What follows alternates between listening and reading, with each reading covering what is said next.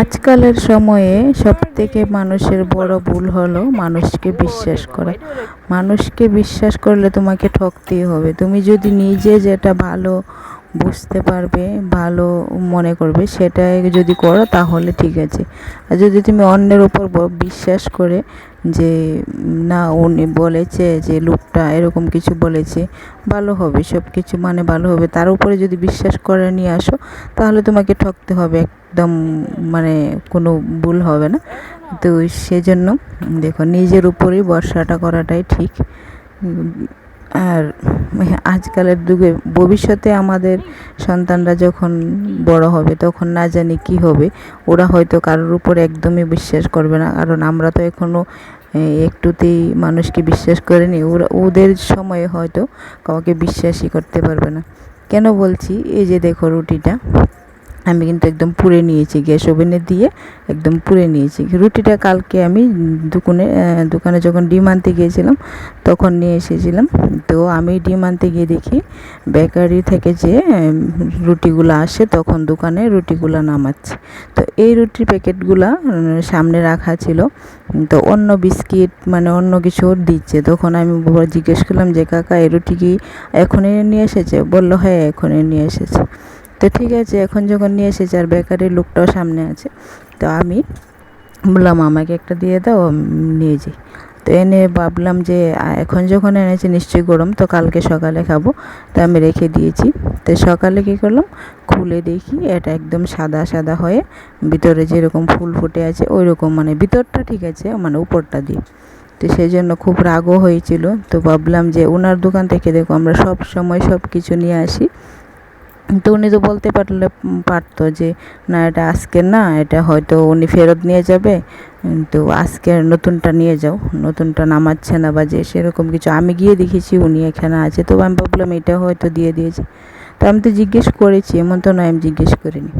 তো সেই জন্য বলছি মানুষকে বিশ্বাস করা না একদমই।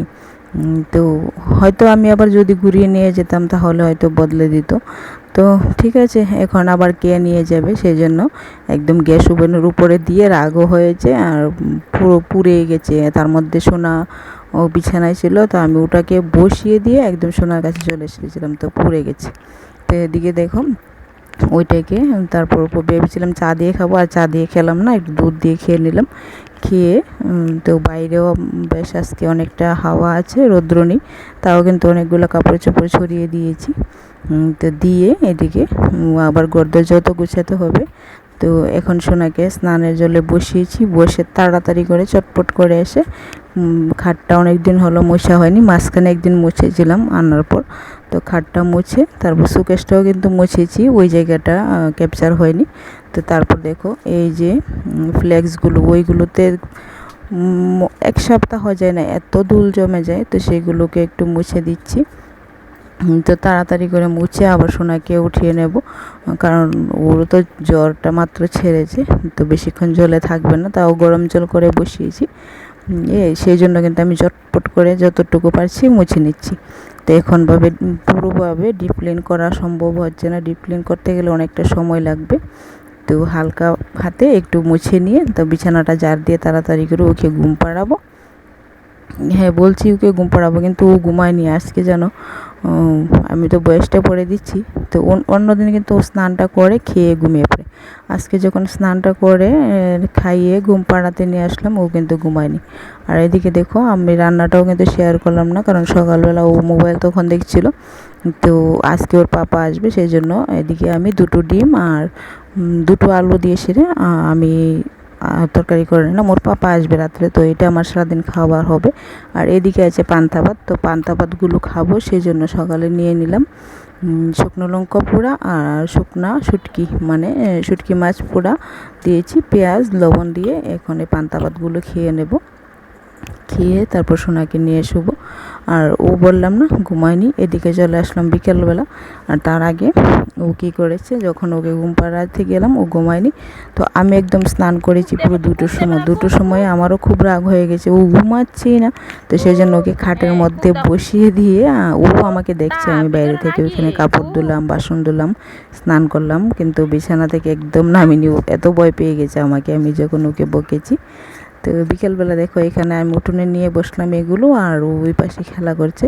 ওই বারান্দা থেকে জুতো নিয়ে আসছে এখানে। আর ওই যে আমাদের খাটিয়াটার পেছনে গিয়ে কুকুক করছে, ও লুকাচ্ছে আবার তা বলছে। তো সন্ধ্যার সময় এদিকে ওর পাপা চলে আসলো। তো আসার পর এদিকে ওকে একটু রাখছে, আমি এদিকে লাল লাল করে দেখো কাঁকরোল ভাজি করে নিচ্ছি, আর ভাতটাও হয়ে আসছে। আর এদিকে চিকেন নিয়ে এসেছে, ওইগুলোকে একটু রান্না করব। আর আমারও ইচ্ছে হচ্ছিলো চিকেন খাবার, তো আমাকে কল করলো আসার সময় যে কী নিয়ে আসবো। তো আবার নিজে বলছে একটু নিয়ে আসবো মাংস। তো আমি বললাম ঠিক আছে নিয়ে আসো। তো নিয়ে আসলো। আর এদিকে শোনা ঘুমিয়ে পড়বো, তার আগে পেস্টটা করে নিলাম মশলার।